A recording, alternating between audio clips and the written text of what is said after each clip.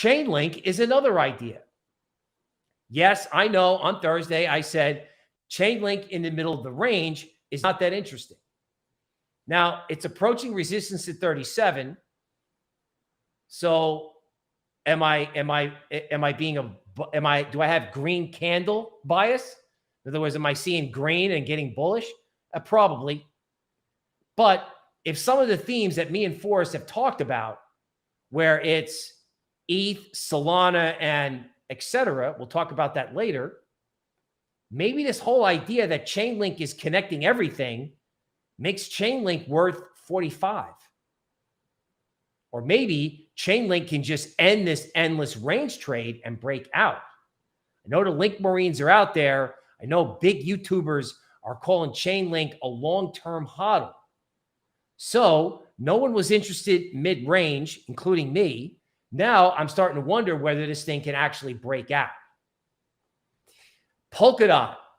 We'll cover Polkadot multiple times in the stream. I waited till later on this round because everyone comes in late and then says, what about Polkadot? Because I did it too early.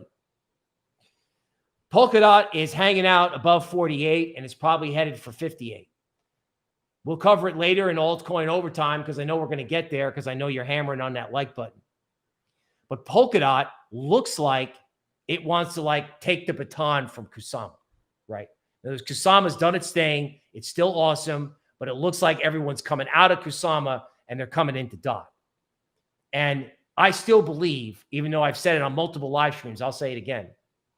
Total crypto market cap is going above 1 trillion. Total altcoin market cap is going to stay above the number 1 trillion. It's got to be Polkadot along with Solana and one other. Now, let's talk about one other. So this is sentiment indicators from tokenmetrics.com. Yay. Everyone is bullish Solana, ETH, Bitcoin, Matic, and Chainlink. Okay. Now, what happens if Solana goes to, say, 500 instead of 1,000?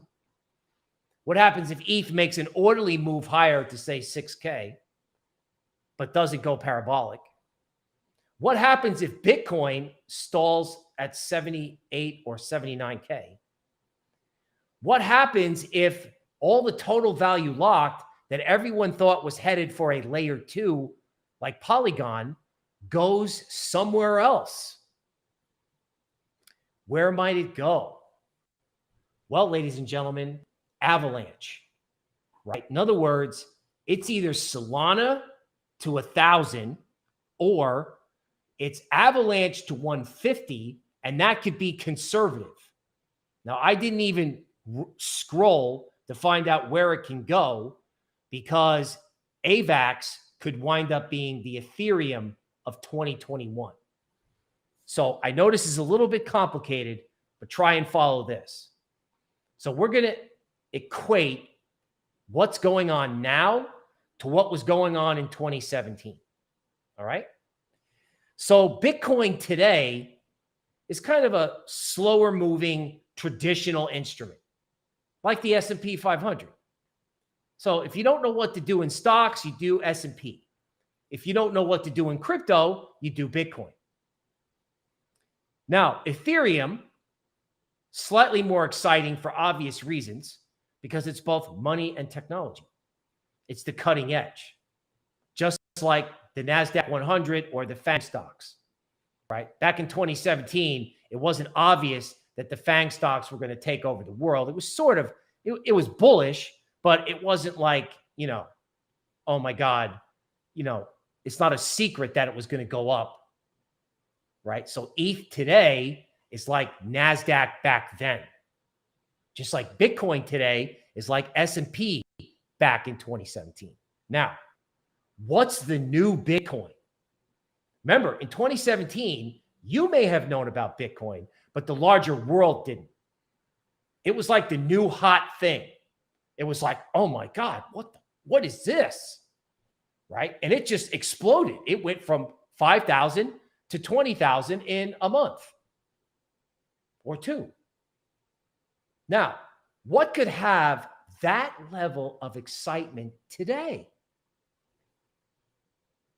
What's the hot new thing? Where's the play to earn? Where is the metaverse? Where are smart people on Twitter combing through like dexes? I think Solana today could be like Bitcoin back in 2017.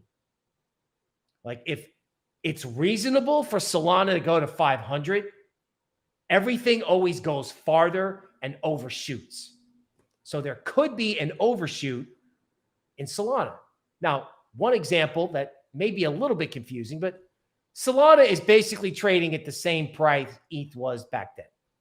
So there is a case for Solana to just literally become like the new Bitcoin and just go up the way Bitcoin or ETH did back then. Now, if Solana is the new Bitcoin, what's the new Ethereum?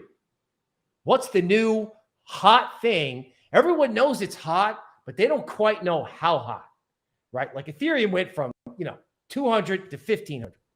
So what's out there that could do that?